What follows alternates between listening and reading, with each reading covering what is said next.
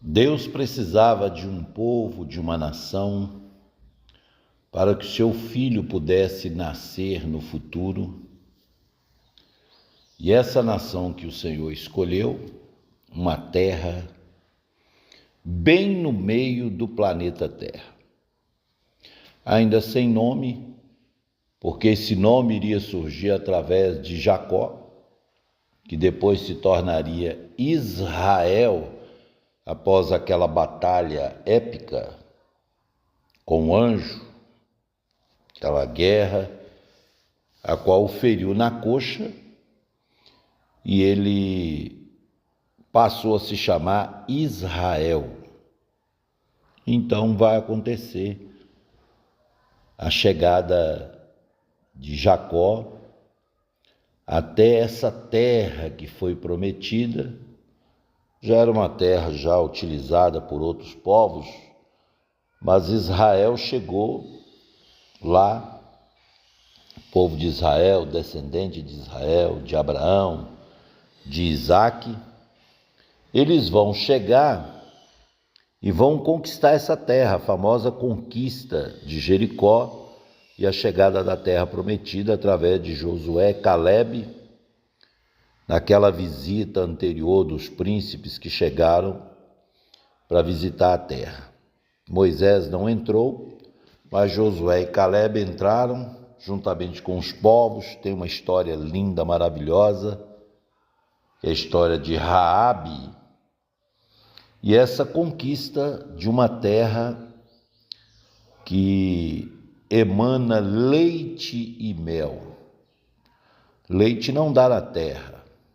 Mel era o mel silvestre mais grosso, e esse era o mel, era uma terra prometida. Não esse Israel que a gente vê hoje. Israel que a gente vê hoje é o pequeno Israel. O grande Israel pega a Palestina, Gaza, Cisjordânia, a própria Jordânia, eu acredito, e alguns outros pedaços ali, que inclusive tem petróleo.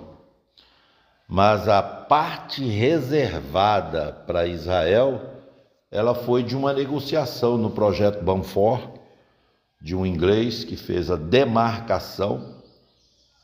Já vinha caminhando ali nos anos 30, 1930, para chegar em 48 na partilha que os povos ao redor daquela região não quiseram, os palestinos, assinar, querendo tomar tudo, né?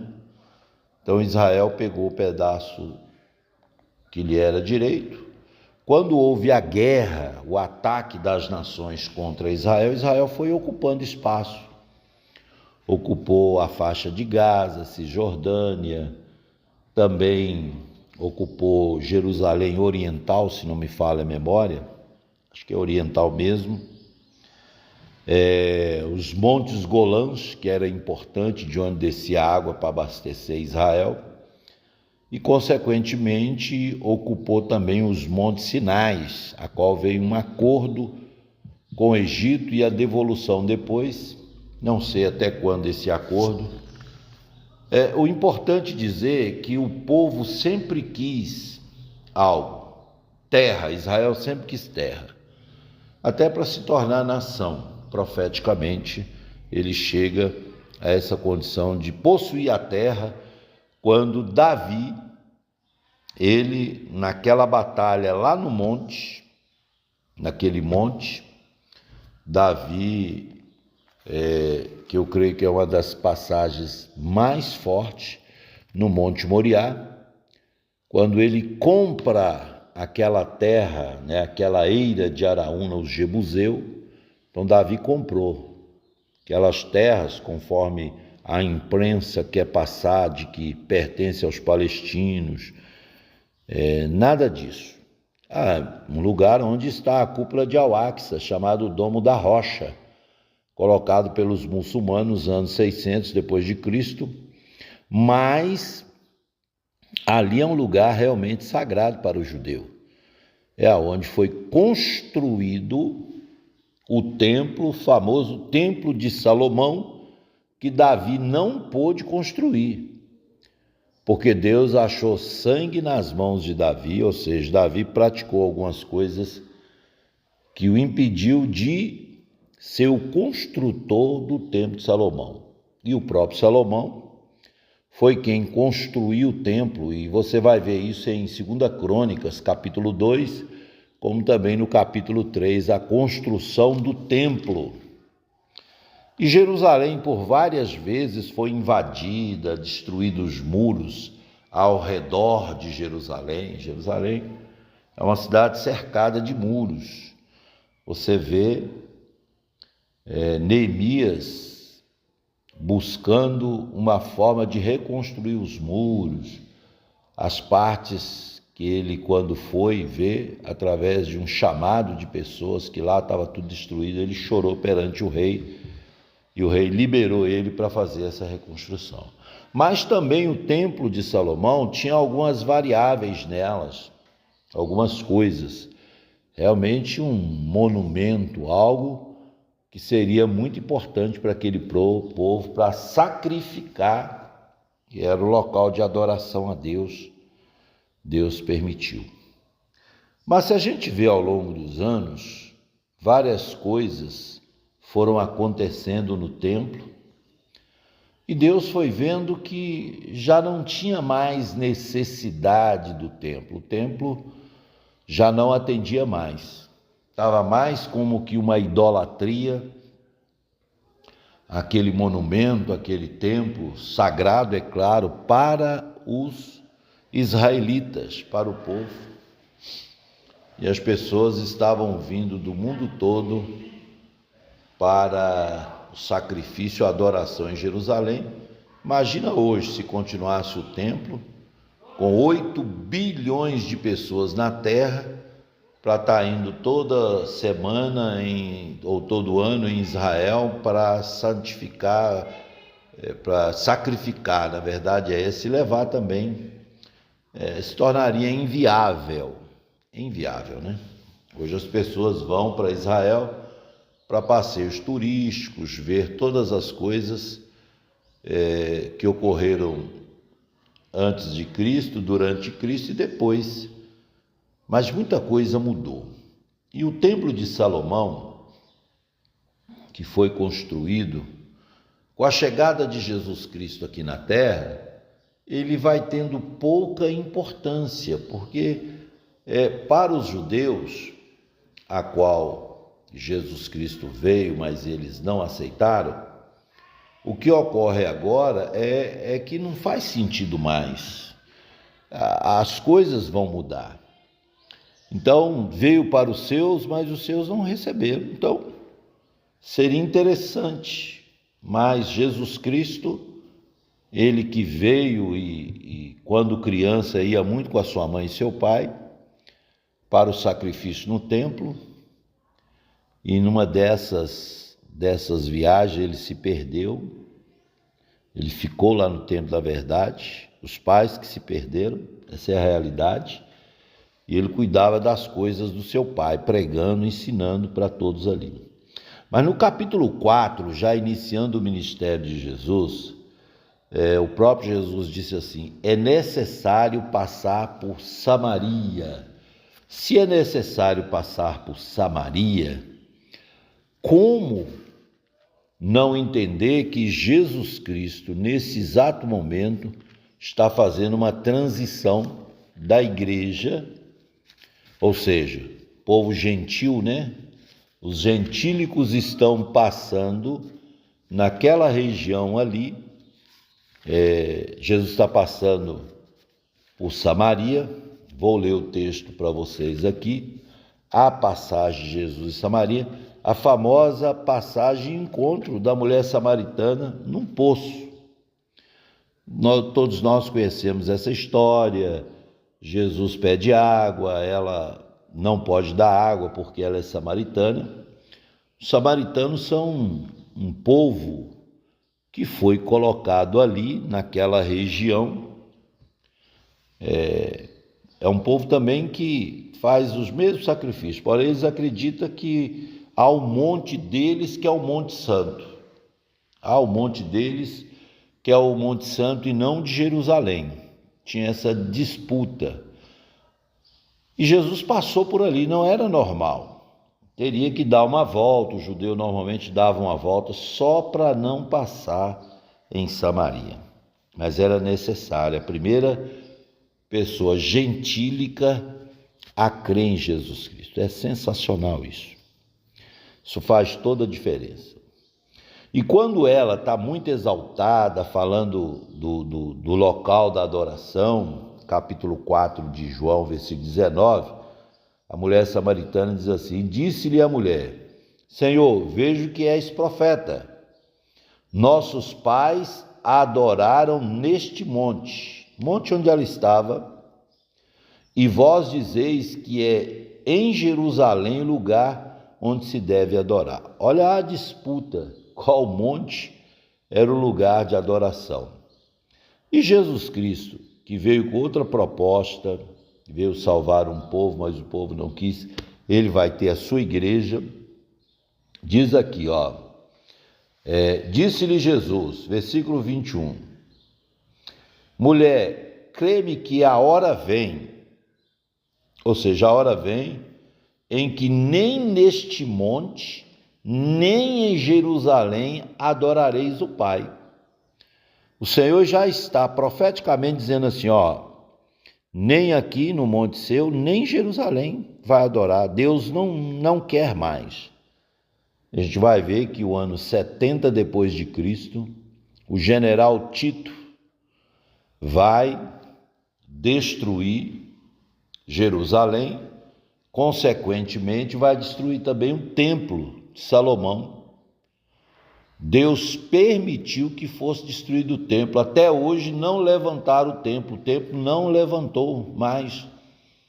O judeu não tem lugar para sacrificar, está esperando até hoje o Messias. Cada geração acha que o Messias vai chegar, vai restaurar o templo, e nada disso acontece. Foi profético o que Jesus disse. Falou, olha, não vai dar para adorar, nem aqui, nem lá. Agora, por que não vai adorar?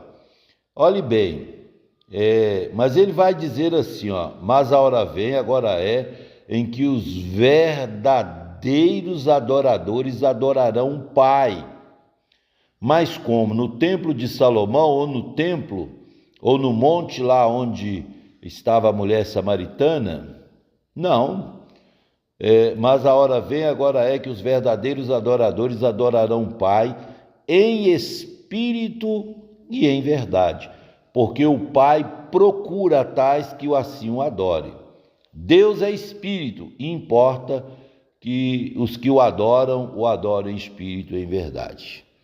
Isso aqui é um paradigma, uma mudança, uma metanoia, uma mudança profunda que Jesus já está profetizando. Só que Jesus Cristo não pode interferir muito, porque é coisa da natureza do judeu. O próprio Jesus já foi no templo algumas vezes, mas sendo ele Deus, já não tem mais nenhuma necessidade de ir. Por isso que em Mateus capítulo 24, Evangelho de Mateus, nós vamos ver uma passagem muito importante no capítulo 24. Mateus 24, versículo 1, os discípulos estão tão empolgados, algo aconteceu que empolgou eles, e diz assim no capítulo 24: e quando Jesus ia saindo do templo, ou seja, Jesus estava dentro do templo, aproximaram-se dele os seus discípulos para lhe mostrar a estrutura do templo. A estrutura do templo era realmente impressionante. Salomão seguiu à risca todo o planejamento do pai, toda a arquitetura, tudo que foi preparado para a construção do templo. Salomão aprendeu direitinho e quis colocar em prática. E colocou em prática. O templo realmente era magnífico. Jesus estava ali.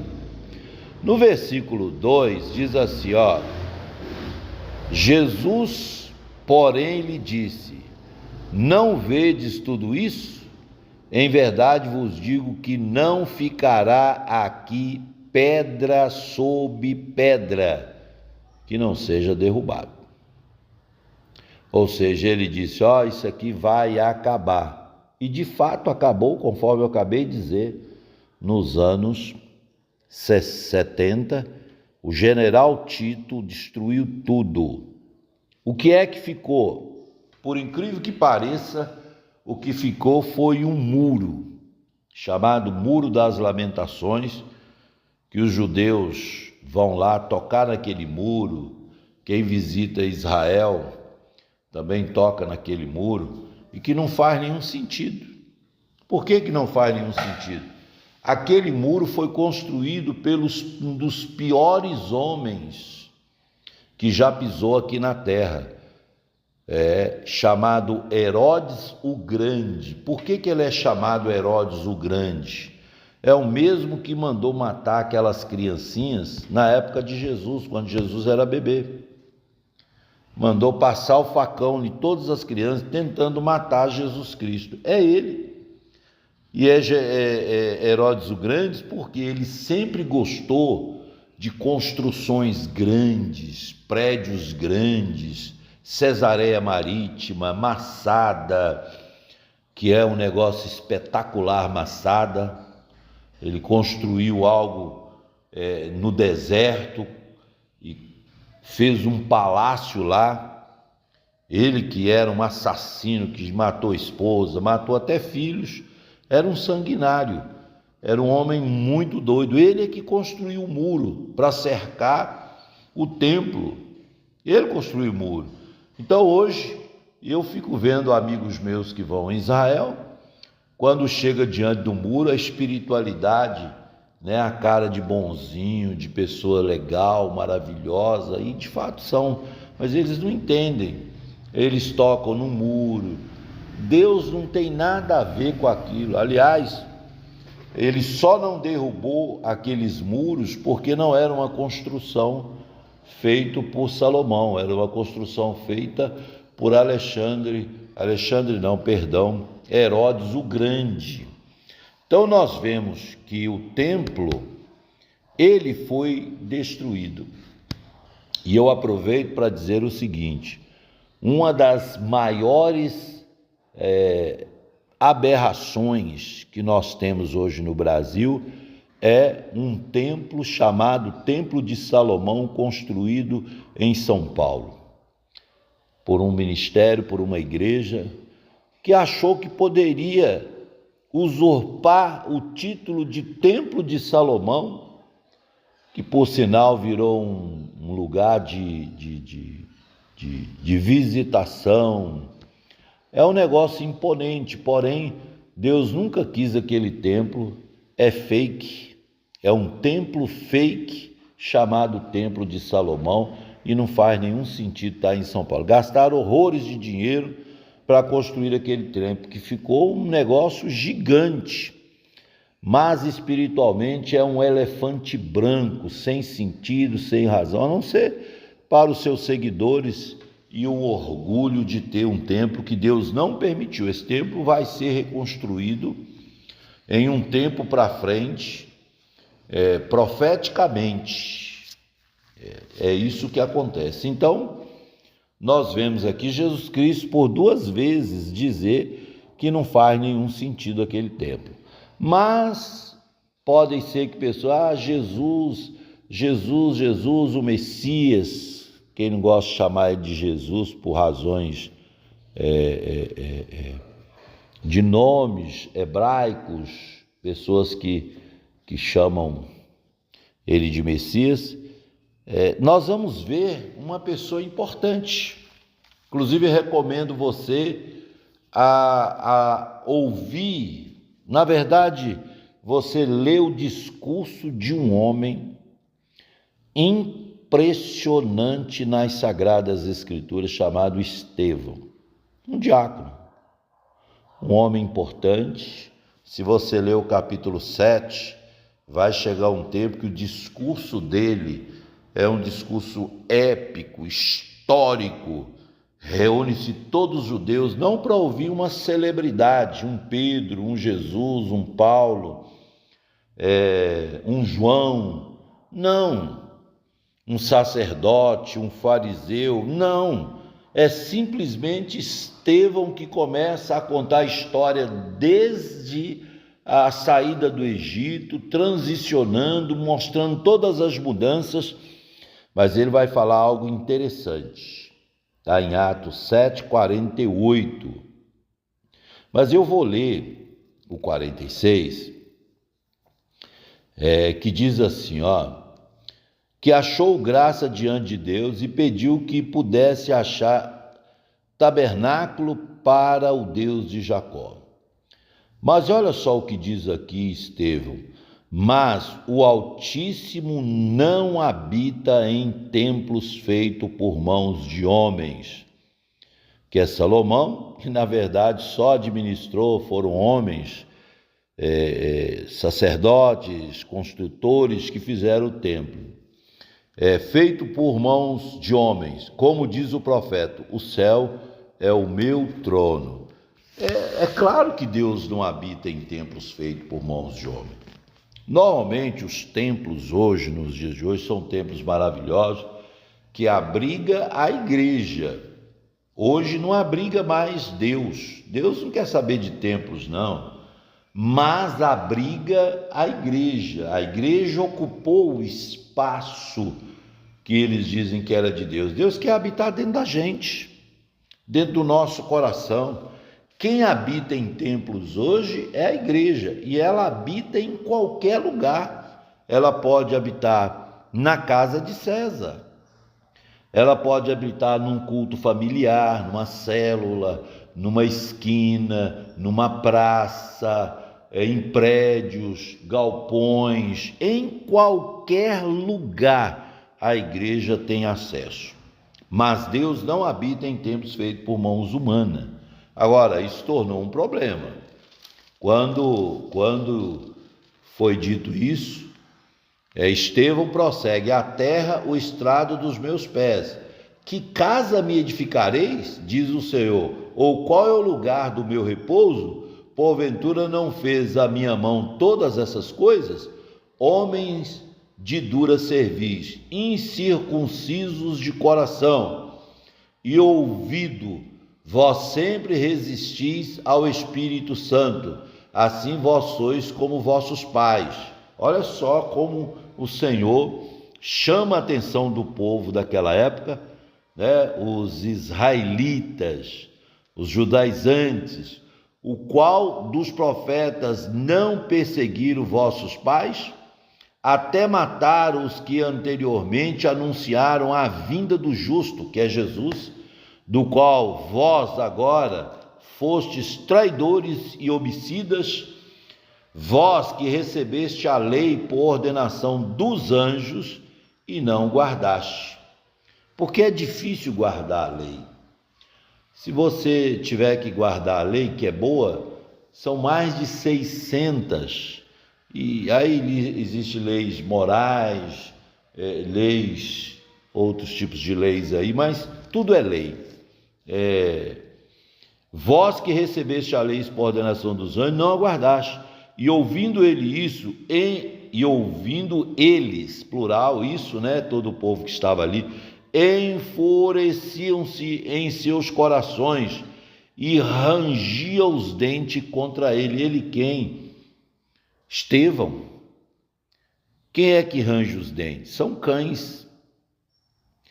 E a característica aqui agora de ranger os dentes é muito ódio, é muita raiva de um pregador do novo tempo da igreja. E ele está pregando aqui, dizendo para eles. E eles então rangiam os dentes, mas ele, estando cheio do Espírito Santo, fixando os olhos no céu, viu a glória de Deus e Jesus que estava à direita de Deus. Que visão extraordinária que Estevão viu. E disse: eis que vejo os céus abertos e o Filho do Homem que está em pé à direita de Deus. Mas eles gritaram com grande voz, taparam os seus ouvidos e arremeteram unânimes contra ele, e expulsando-o da cidade, o apedrejaram. E os testemunhas depuseram as suas capas aos pés de um jovem chamado Saulo e apedrejaram a Estevão, que em invocação dizia: Senhor Jesus, recebe o meu espírito. E pondo-se de joelhos, chamou com grande voz, clamou com grande voz: Senhor, não lhes impute este pecado. E tendo dito isso, olha aqui, não é morreu, adormeceu. O crente, ele não morre, ele adormece. E ele descansou no Senhor sem sentir nenhuma dor. Impressionante. Hoje, todos os templos que nós temos no Brasil, suntuosos, galpões, salões, quadras, aonde a igreja estiver, aquele lugar será santificado. Então, fique tranquilo, fique em paz, não se preocupe de forma nenhuma. Aqui não é contra os templos, de forma nenhuma, é importante, mas para abrigar a igreja, porque Deus não quer saber mais de nenhum templo. Não cabe, Deus não cabe em nenhum templo, seja ele de ouro, de prata, seja um galpão simples, um salão. Deus não quer saber de nada disso. O próprio Jesus disse que não ia ficar pedra sobre pedra, e Deus não permitiu que o templo de Salomão fosse reconstruído até hoje. São mais de 2.000 anos, e nem sinal do templo de Salomão. Mas o Senhor quer habitar dentro de você, porque você é muito importante para o Senhor. Você é a igreja, e a igreja está em outro patamar.